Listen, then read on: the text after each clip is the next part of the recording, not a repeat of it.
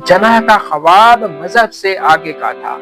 वो एक ऐसी कौम चाहता था जहां सब बराबर हों। जनाह का ख्वाब टूट गया, मजहब की बुनियाद हमें जोड़ ना सकी। जनाह को कुछ लोगों की आंखों में लालच साफ दिखाई दे रही थी।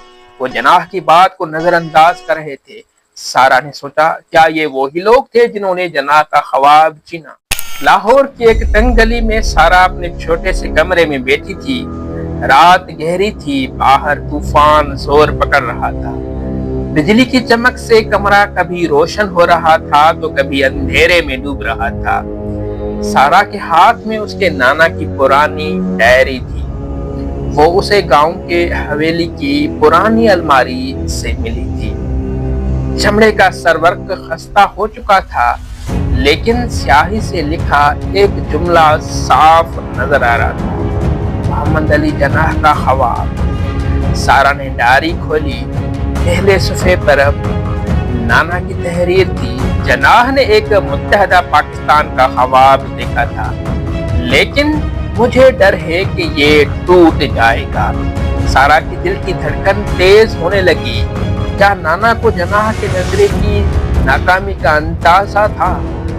अचानक रोशनी टिमटिमाने लगती है। ठंडी हवा का झोंका कमरे में दाखिल होकर सारा को लगा और उसे महसूस हुआ जैसे कोई उसके पीछे खड़ा है। उसने मुड़कर देखा, लेकिन वहां कोई न था। डायरी उसके हाथ से गिर चुकी थी। सुफात खुद ब खुद पलटने लगे। सारा की आंखों के सामने एक धुंधला मंजर उभरा। वो नाना की तहरीर में हो गई थी। उन्होंने 1940 का लाहौर बयान किया। वो एक जलसे में थे, हजारों लोग जमा थे। जनाह स्टेज पर खड़े थे। उनकी आवाज गूंज रही थी, हमें हिंदुओं के जुल्म से आजाद होना है। एक अलग वतन चाहिए जहां हम अपनी शनाख्त के साथ जिए। नाना ने लिखा कि लोग जोश में थे, लेकिन जनाह के चेहरे पर फिक्र थी। वो जैसे कुछ कहना चाहते थे, लेकिन खामोश रहे। सारा ने सुफा पलटा। नाना ने 1947 की कराची का जिक्र किया।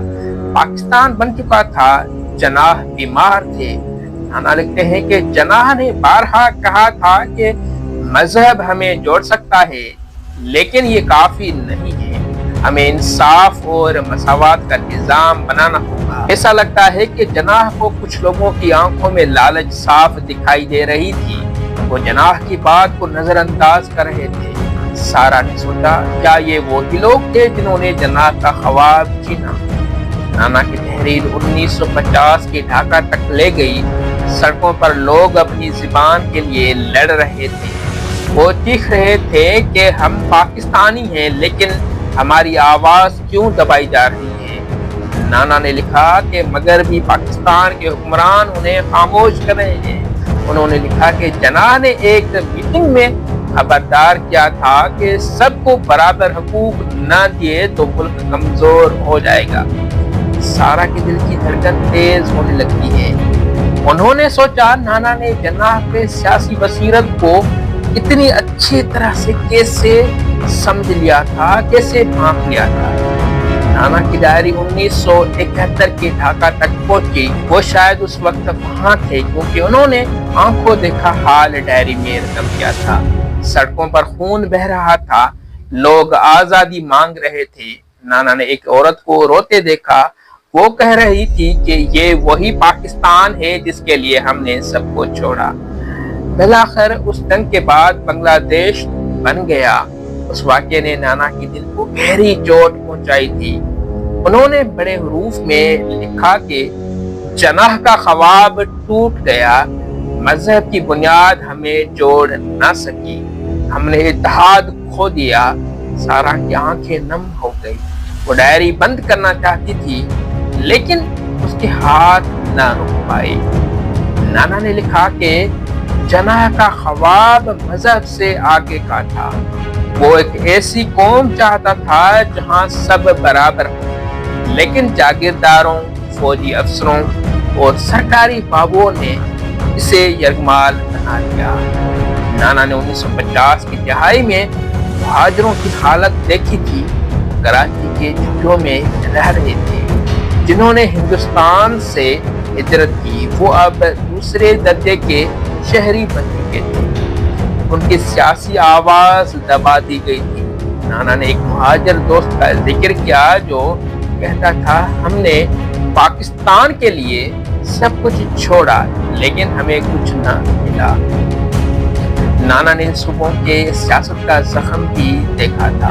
1960 کی دہائی میں وہ بلوچستان گئے تھے، لوگ وسائل کی کمی سے پریشان تھے، سندھ میں لوگ اپنی شناخت کے لیے لڑ رہے تھے، خیبر پختونخوا میں امن کی خواہش تھی۔ نانا نے لکھا کہ جناح نے خبردار کیا تھا کہ صوبوں میں نفرت ملک کو کمزور کرے گی۔ سارا نے سوچا یہ تو آج بھی سچ ہے۔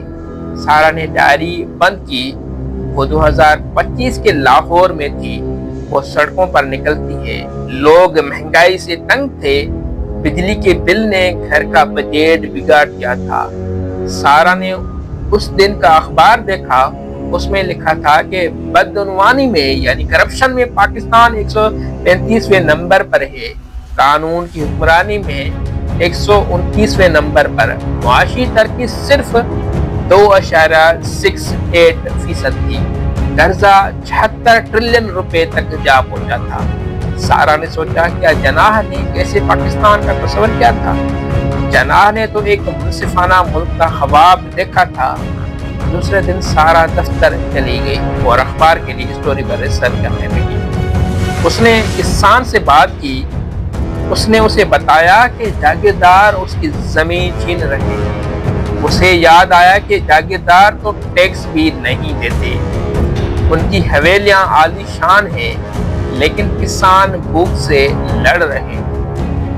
اس دن سارا نے مہاجر خاندان سے بھی ملاقات کی، وہ کراچی سے لاہور آئے تھے۔ انہوں نے کراچی کا آنکھ کو دیکھا حال اسے سنایا کہ کراچی کی انتظامیہ نے کراچی کا کیا حشر کر دیا۔